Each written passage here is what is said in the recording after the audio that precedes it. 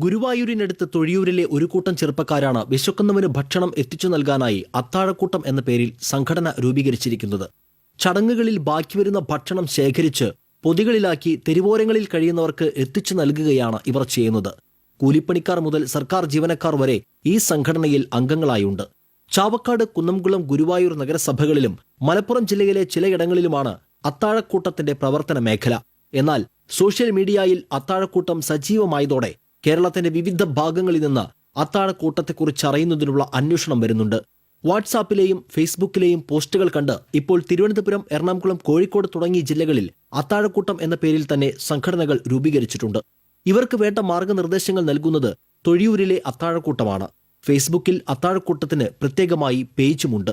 Vailathur അഞ്ഞൂരിൽ tailoring കട നടത്തുന്ന കാവീട്ടിൽ ഷബീറിന്റെ മനസ്സിലാണ് ആദ്യം ഇത്തരം ആശയം ഉദിച്ചത്. കൂട്ടുകാരോട് പറഞ്ഞപ്പോൾ അവരും സമ്മതിച്ചു. അങ്ങനെ ആദ്യം 4 പേർ ചേർന്ന് സ്വന്തം വീടുകളിൽ തയ്യാറാക്കിയിരുന്ന ഭക്ഷണമാണ് പാവപ്പെട്ടവർക്ക് എത്തിച്ചു നൽകിയിരുന്നത്. നിസ്വാർത്ഥമായ ഇവരുടെ സേവനം കണ്ട് ഇപ്പോൾ 15ഓളം പേർ അത്താഴക്കൂട്ടത്തിൽ അംഗങ്ങളായെത്തി. കൂടുതൽ പേർ അംഗങ്ങളാവുന്നതിനായി അത്താഴക്കൂട്ടത്തെ സമീപിച്ചുകൊണ്ടിരിക്കുകയാണ്. മൊബൈൽ ഫോൺ നമ്പർ ഉൾപ്പെടുത്തി സോഷ്യൽ മീഡിയകളിൽ ഈ സന്ദേശം പ്രചരിക്കാൻ തുടങ്ങിയതോടെ അത്താഴക്കൂട്ടത്തിന് ഇപ്പോൾ വിശ്രമമില്ല. സ്വന്തം പണം ചിലവാക്കി അംഗങ്ങളുടെ ബൈക്കുകളിലാണ് ഭക്ഷണം ശേഖരിക്കുന്നതും ആവശ്യക്കാർക്ക് എത്തിച്ചു നൽകുന്നതും.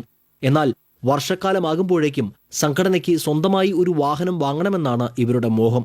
ഉദാരമതികളായ ആരെങ്കിലും ഇതിന് മുന്നോട്ട് വരും എന്ന വിശ്വാസത്തിലാണിവർ.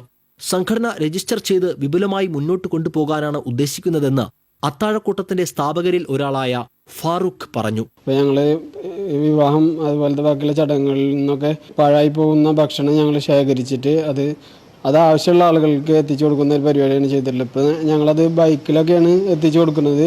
കുറച്ച് ബുദ്ധിമുട്ടുണ്ട് അങ്ങനെ കൊടുക്കുമ്പോൾ. അപ്പോൾ ഒരു വാഹനമൊക്കെ കിട്ടുകയാണെങ്കിൽ വളരെ ഉപകാരമായിരിക്കും.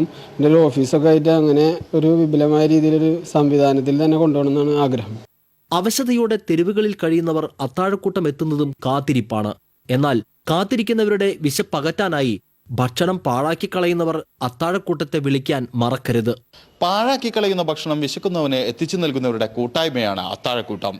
തെരുവോരങ്ങളിലും മറ്റും കഴിയുന്നവർക്ക് ഇങ്ങനെ ഭക്ഷണം എത്തിച്ചു നൽകുന്നതിലൂടെ നിറയുന്നത് അവരുടെ വയറ് മാത്രമല്ല, അത്താഴക്കൂട്ടത്തിന്റെ മനസ്സുകൂടിയാണ്. ക്യാമറമാൻ സനൂപ് ആട്ടയൂരിനോടൊപ്പം KV Subair, TCV news, Guruvayur.